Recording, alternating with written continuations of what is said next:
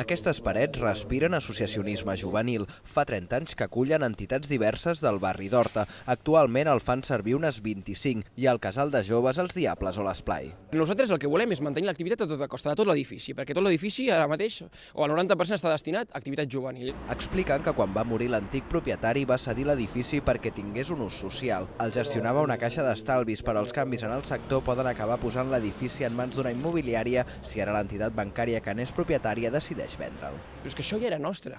Doncs es dona la paradoxa que estem volent comprar, recomprar un patrimoni que ja era públic. L'Ajuntament fa temps que busca solucions a la manca d'espais per a entitats a Horta. La Casa del Fotògraf, a la mateixa plaça d'Eivissa, és una alternativa, juntament amb el Bloc 17. El que està descartat segur és cap ampliació del centre cívic, perquè allà no és possible. No? Per tant, el que es busquen són altres alternatives, doncs preferiblement com més cèntriques possibles en un barri que ja té molta vida associativa. Aquest Ateneu Popular que les entitats juvenils acaben d'obrir als baixos de l'edifici ha d'esdevenir un punt de reunió des d'on volen sumar més suports per conservar el Bloc 17. Farà 6 mesos ja